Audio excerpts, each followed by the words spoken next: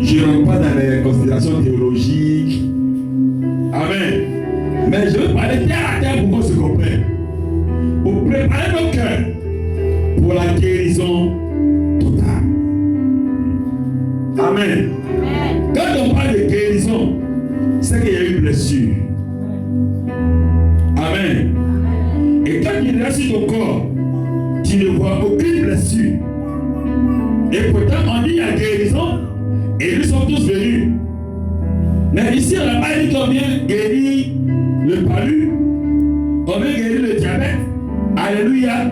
Mais il dit Jésus guérit les cœurs brisés. Et si nous sommes ici, je m'implique dedans, c'est que nous avons effectivement besoin de guérison. Alléluia. Et beaucoup de ministères ne prospèrent pas. Beaucoup de foyers ne prospèrent pas. Beaucoup d'entreprises ne prospèrent pas. Parce que les gens sont blessés émotionnellement. Les gens sont constamment frustrés. Dans les maisons, ils sont frustrés. Dans les services, ils sont frustrés. Au marché, ils sont frustrés. Dans le foyer, ils sont frustrés.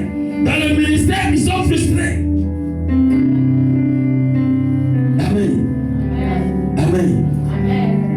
Il dit, c'est le cœur. Mais pourquoi le cœur? Parce que le cœur est le siège des émotions, de la sensibilité morale. Alléluia. Le cœur, c'est le siège, c'est là que tout se passe. Amen. Un homme orgueilleux, il faut voir son cœur. Un homme humble, il faut voir son cœur. Un homme hautain, il faut voir son cœur, l'état de son cœur. Un homme doux, il faut voir le cœur. Quand il n'y a pas d'homme, il n'y a pas d'homme avec un H, c'est-à-dire pas bon garçon. Alléluia. Amen. Et le Seigneur est venu pour accomplir cette mission. Ce qui avait été dit par le prophète Esaïe, il a dit que l'Esprit du Seigneur est sur moi. L'Esprit du Seigneur est sur moi. Alléluia. Et l'Esprit du Seigneur qui est sur Jésus-Christ, c'est quel esprit? C'est le Saint-Esprit. Et il dit, le Seigneur m'a donné une onction, la grâce, la puissance, la faveur, l'autorité. Pour faire quoi? Pour guérir ceux qui ont le cœur brisé. Pour ramener libre les captifs. Pourquoi les captifs? Parce que tant que ton cœur est brisé, tant que tu ne pardonnes pas, alléluia, tu deviens esclave de celui qui t'a offensé. On peut comprendre?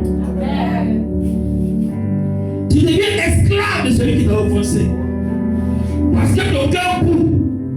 J'en veux à cette personne. J'en veux à cette personne. Oh, peut-être que la personne ne sait pas qu'elle t'a offensé. Elle ne sait pas. Elle ne se rend pas compte de ce qu'elle a fait.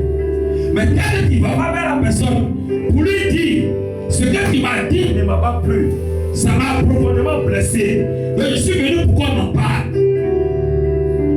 Quand tu ne te dégages pas, tu ne te libères pas et que tu casses ces choses-là, ça devient une porte. Tu souffres, tu maigris, et lui il grossit, il prospère. Et ça, si tu ne fais pas attention, tu n'es pas loin de la sorcellerie. Parce qu'il va arriver un moment où tu vas en vouloir à mort à cette personne. Tu vas vouloir sa mort. Mais pourquoi vouloir la mort de ton prochain? Celui qui veut la mort de ton prochain, c'est un sorcier. Alléluia. Gloire à Jésus. Amen.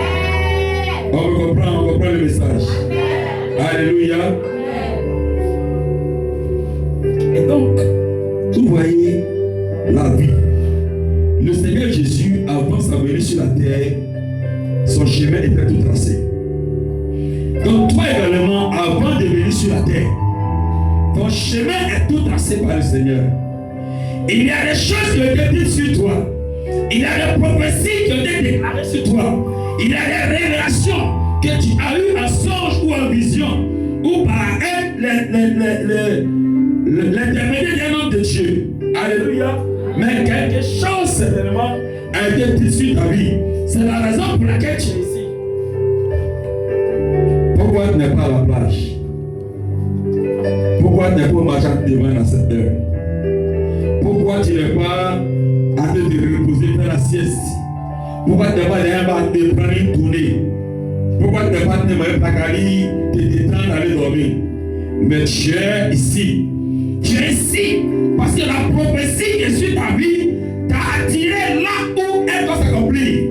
Parce que la gloire, la parole de Dieu sur toi t'a attiré dans l'environnement où elle doit s'accomplir. Parce que ce que Dieu a préparé pour toi t'a attiré dans sa présence. Il n'y a que dans sa présence que sa parole se réalise. Il n'y a que dans sa présence que sa parole devienne chair. Il n'y a que dans sa présence que ce qui a été dit sur toi se matérialise. Amen. Alléluia. Amen. Et l'homme, sachant que cette parole qui a été dite sur toi, qu'on appelle la parole de destinée, la parole qui t'oriente dans ta destinée, dans ta mission. Quand on parle de destinée, on parle de mission, on parle d'accomplissement, on parle de ce pourquoi tu es sur la terre. Et donc, à cause de cette parole, cette déclaration, dès qu'elle est sortie, le monde des ténèbres l'a entendu. Les sorciers l'ont entendu. Les esprits avec lesquels nos parents, nos ancêtres ont fait alliance, l'ont entendu. Alors, on fait quoi? On regarde à côté de toi. On regarde autour de toi. On regarde qui on peut toucher, qui on peut utiliser pour faire quoi? Te porter le coup fatal pour que cette parole ne s'accomplisse point. Et c'est pourquoi les prêtres ont fait quoi? Ils ont localisé Judas. Ils ont pris Judas. On dit on veut ton maître. Voici 30 000 francs. Trahis ton maître. Montre-nous ton maître. On veut la besoin de lui. Ils n'ont pas pris quelqu'un de loin, mais ils ont pris un proche, quelqu'un en qui il a confiance, quelqu'un en qui il a investi, quelqu'un en qui il a déposé quelque chose, quelqu'un en qui il a cru. C'est lui qu'ils ont utilisé. Donc la plupart des personnes qui nous blessent, ce sont nos proches. Mais pourquoi on te blesse? Pourquoi on te rejette? On te blesse, on te rejette. Parce qu'il y a quelque chose en toi qui dérange. Il y a l'esprit du Seigneur en toi qui dérange. Il y a une parole sur toi qui doit s'accomplir et qui dérange. Il y a une force en toi qui dégage. Et cette force trouve le sein de ton entourage. Et tellement ne t'étais pas, tu deviens un danger pour eux. Pourquoi on te blesse?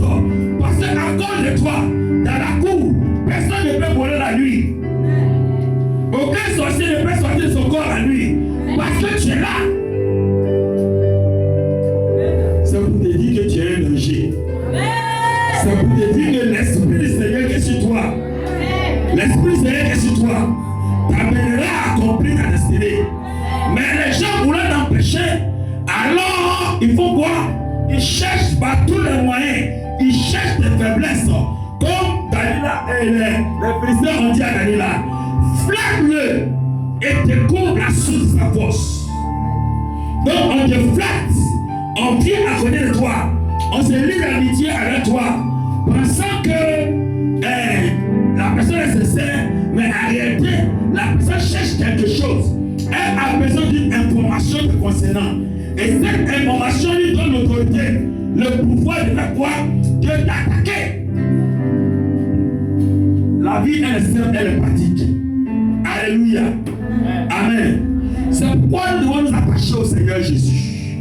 Parce que c'est le seul ami qui ne blesse pas. C'est le seul ami qui est sincère. C'est le seul ami qui peut envoyer des vrais amis vers nous. C'est le seul ami qui peut envoyer le vrai mari, la vraie femme. C'est le seul mari qui peut nous, c'est le seul ami qui peut nous dire c'est ce travail-là qui est préparé pour toi. C'est le seul ami qui peut nous dire voici ce que je veux pour toi. Voici ce qui est planifié pour toi. C'est pourquoi il te l'a annoncé. Il te l'annonce maintenant. Pour que tu prennes les dispositions pour ne pas quoi? Pour ne pas que ta vie soit gaspillée. Toutes les prophéties, toutes les révélations. Sinon le Seigneur pouvait cacher cela. Et puis, permettre à ce que ça se réalise. Mais il t'en parle pour que tu saches. Alléluia. Et quand il t'en parle, ça devient une information commune. Tout le monde sait que si mon frère est assis là, Dieu a dit qu'il serait milliardaire. Alors, si on le laisse, sa parole s'accomplira. Et mon frère sera milliardaire. Alléluia. Il ne croit pas. Alléluia. Et donc, pourquoi le laisser?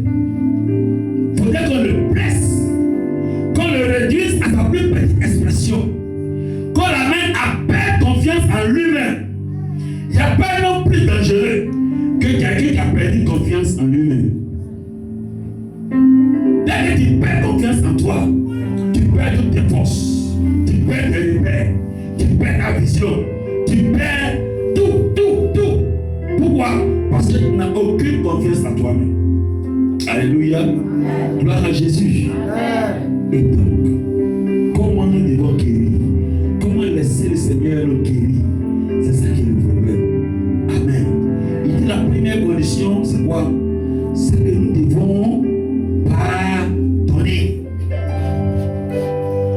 Nous devons pardonner à tous ceux qui nous ont offensés. Ils n'ont été que des instruments pour nous retarder, pour nous recaler, pour empêcher l'accomplissement de la prophétie qui est dans la vie. Alléluia. Amen. Donc il dit quoi? Pour relâcher les prisonniers. Ces personnes que nous avons enfermées dans nos cœurs occupent une place qui fait que l'Esprit du Seigneur ne peut plus occuper sa place. On comprend? Notre cœur, c'est le siège. C'est là où l'Esprit du Seigneur réside. La Bible dit que notre corps est le temple de Dieu. Et le Saint-Esprit vit en nous. Amen. Amen. Et si là où le Saint-Esprit doit vivre est occupé, alors le Saint-Esprit vit où? Il se retourne. Amen. Tous ces prisonniers que nous avons mis dans nos cœurs, ces personnes-là qui nous ne voulons plus jamais leur pardonner, ce matin le Seigneur te dit pardon. Quand tu prends la vie de Joseph, Joseph avait une prophétie, il avait une révélation, il avait une vision. Le Seigneur et Jéhovah était là, et le Seigneur lui avait montré ce qu'il voulait faire de lui. Alléluia. Et dès qu'il a passé l'information, la Bible dit que ses frères ont commencé à comploter contre lui. Ils disent quoi? Tuons-le et nous verrons si la parole qu'il a dit s'accomplira. Oui, c'est résumé, c'est fini. Tuons-le et nous allons voir. Nous allons voir si ce que Dieu a dit ou si ce qu'il a dit là, ça va se réaliser. Ça veut dire que les frères croyaient à cette parole. Peut-être que lui ne comprenait pas, il ne croyait pas. Mais ses frères croyaient, son papa croyait, sa maman croyait. Alléluia. Ses frères croyaient à cette parole. Ils savaient que Joseph était différent d'eux. Joseph n'était pas un enfant ordinaire. Joseph avait une vie différente. Alors quand il dit quelque chose, assurément ils savent. Et ils disent, mais toi, le plus petit, tu vas régner sur nous. C'est pas possible. Tuons-le, nous verrons. Et nous savons ce que Joseph a vécu. Jusqu'à être vendu comme esclave. Esclave, il a été en prison. Alléluia. Et toutes ces profondeurs, ces descentes aux enfers, ces douleurs, c'était pourquoi? C'est pour l'amener à régner Dieu, à abandonner Dieu, à dire que Dieu ment. Bien aimé, souvent il y a des choses dès qu'on prophétise sur vous, il y a des combats qui se lèvent contre vous. N'est-ce pas? Dès qu'on prophétise, il y a des combats qui se lèvent contre vous. Et ces combats-là, ça vous amène à faire quoi? À régner Dieu. À dire que non, ce n'est pas Dieu qui m'a parlé. Dieu n'existe pas. Dieu n'a pas dit ça. Parce que comment Dieu peut me dire une chose et puis je vis le contraire, l'opposé de ce qu'il a dit. C'est pas vrai. Amen. Et C'est comme ça que certains prennent la décision de quitter, lâcher la main du Seigneur. Et une fois que tu lâches la main du Seigneur, tu n'as plus de couverture. Et alors, leur plan qu'ils ont mis en place commence à se réaliser. Alléluia. C'est pourquoi je vous invite à vous attacher au Seigneur. Joseph, malgré tout ce qu'il a vécu, il n'a jamais régné Dieu. Il n'a jamais régné Dieu. Daniel et ses compagnons étaient prêts à mourir même pour Jésus. Pourquoi? Parce qu'ils savaient en qui ils avaient cru. Alléluia. Celui qui a dit la parole, c'est lui qui l'accomplira. Alors ce matin, mon frère, ma soeur, si dans ton cœur, au fond de toi-même, tu sais qu'il y a des personnes à qui tu as juré de ne jamais pardonner, ce matin, le Seigneur Jésus-Christ te dit, il est là pour toi. Il est venu pour toi.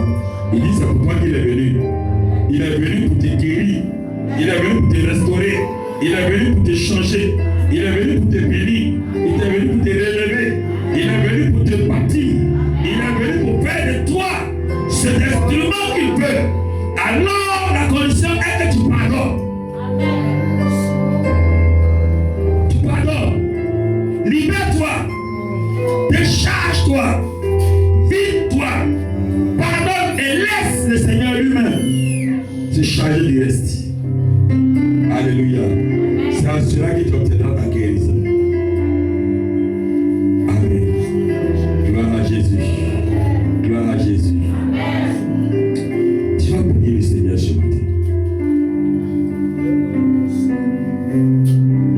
Tu vas entrer en toi-même. Et tu vas dire, Seigneur, pardonne-moi. Je suis désolé.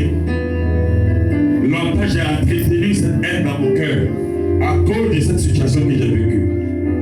Ce matin, je prends la décision de pardonner. Pardonne-moi, Seigneur. Tout ce temps que j'ai gardé ces prisonniers dans mon cœur, ces paroles dans mon cœur, ces blessures en moi, et ces blessures ont entraîné d'autres blessures, et elles sont devenues de plus en plus profondes. Mais ce matin, Seigneur, je te demande pardon. Aide-moi à guérir.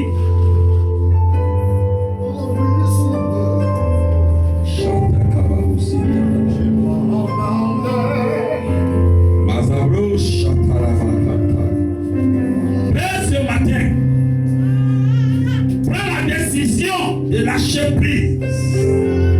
La décision de pardonner. Il pardonne nos offenses. Comme nous pardonnons aussi à ceux qui nous ont offensés. Libère ton cœur. Le Seigneur a besoin de ton cœur. Je peux voir des cœurs qui pleurent jour et nuit. Des cœurs qui saignent.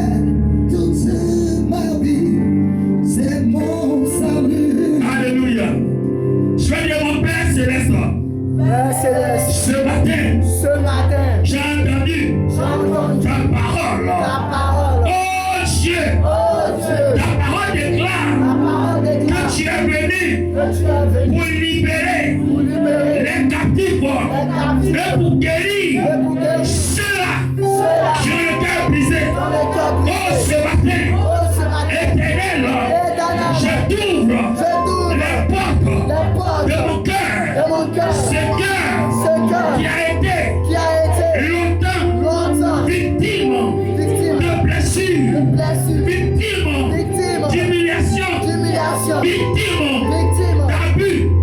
Oh Dieu, ce matin, je décide de te présenter mon cœur blessé, mon cœur blessé.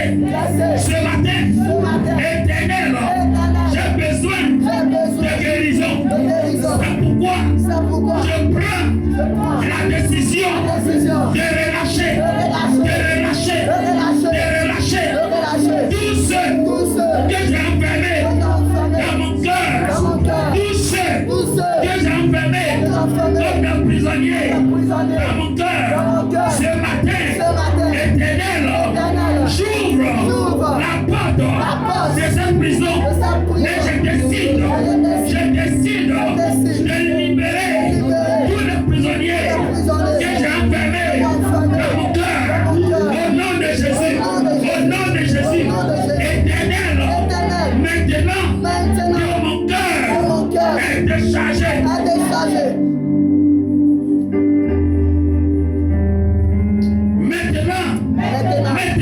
Maintenant que mon cœur est déchargé. Maintenant que mon cœur est libéré. Maintenant que mon cœur est vide. Oh Dieu, guéris mon cœur. Guéris mon cœur. Guéris mon cœur de toutes ces blessures. Guéris mon cœur de toutes ces blessures. Guéris mon âme de toutes ces blessures. Guéris mon âme de toutes ces blessures. Et de ce matin, Éternel, pendant que je me tiens dans ta présence, oh Dieu, mon cœur a besoin de guérison, mon cœur a besoin de restauration, mon cœur a besoin de sa liberté. C'est pourquoi je crie à toi ce matin, Éternel, guéris-moi. Jésus, guéris-moi. Dans ma vie, Jésus, C'est tellement ce qui m'a vécu est douloureux. vis quelque chose. C'est douloureux. Lorsque Joseph a rencontré sa frère, la manière qu'il a pleuré, il a pleuré de tout son âme. On a entendu le pleur décharge, le pleur libère. Dieu dit Seigneur, ce matin, je te présente encore mon cœur. Oh Dieu, j'ai longtemps pleuré à cause de la situation que j'ai vécue et que j'ai vis jusqu'à ce jour. Oh Dieu, ce matin, j'ai pleuré avec moi. Je ne pleure plus. J'ai vécu la douleur. La Bible déclare hors de douleur, habitué à la souffrance. Cependant, tu t'es chargé de nos crimes, de nos douleurs. C'est pourquoi, Éternel, je déclare que ce matin, je ne pleurerai plus. Parce que tu es venu pour me guérir, me restaurer et me rétablir. Au nom de Jésus. Dans ma vie, Chaque année, voilà. de nouvelles choses. Chaque année. Tu as besoin de guérison. Nous avons besoin de guérison. Nous souffrons. Quelle différence. Mais ce matin, le Seigneur dit, il dit qu'il est le Dieu qui guérit. Il est le Dieu qui guérit. Il est le Dieu qui guérit. Et si tu le ouvres ton cœur, alors il te guérira. Tu as dit, Seigneur Jésus, ce matin, ce matin.